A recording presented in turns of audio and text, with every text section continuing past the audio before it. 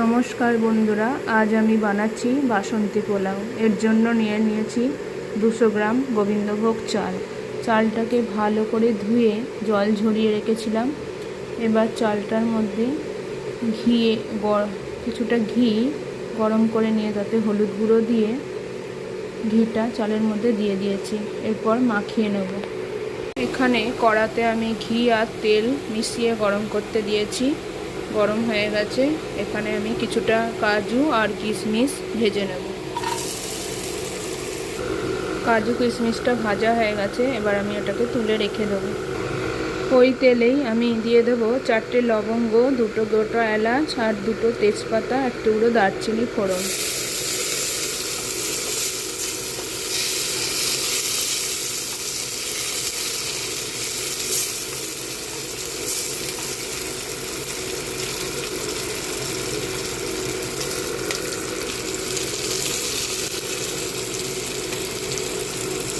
ফোড়নটা একটু ভাজা করে নেব।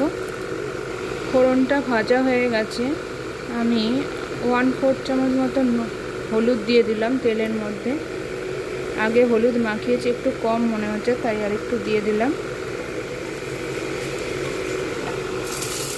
দিয়ে এবার চালটা দিয়ে দেবো, ঘি আর হলুদ মাখানো চালটা। ঘি আর হলুদের সাথে চালটাকে আমি পরিমাণ মতো নিয়ে মাখিয়ে নিয়েছিলাম।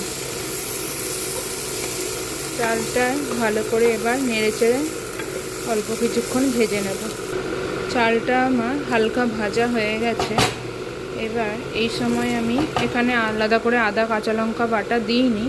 পাশেই আমার চিকেন কষা হচ্ছে, সেখান থেকে কিছুটা চিকেনের মশলা তুলে আমি এতে দিয়ে দেবো।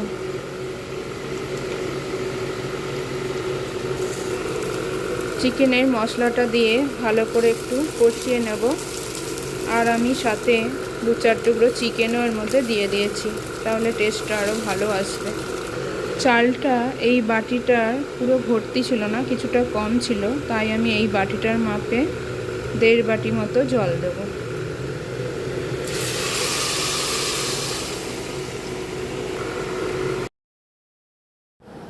যে পরিমাণ চাল নেওয়া হবে তার ডবল জল দিতে হবে, অর্থাৎ 1 বাটি চাল নিলে 2 বাটি জল দিতে হবে।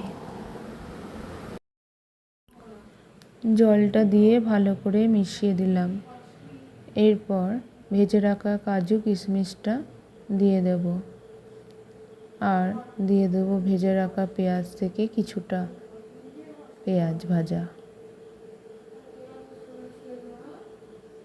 এরপর ঢাকা চাপা দিয়ে গ্যাসের ফ্লেমটা মিডিয়ামে করে দিয়ে কিছুক্ষণ হতে দেব।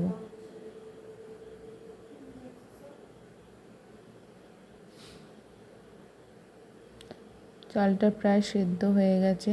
এখানে আমি স্বাদ মতো চিনি দিয়ে দিলাম।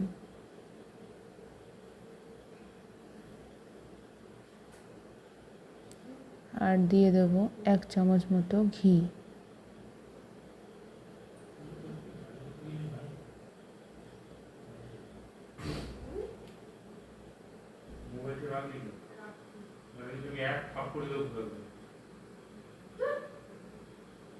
এবার সমস্ত কিছু ভালো করে মিশিয়ে দেব।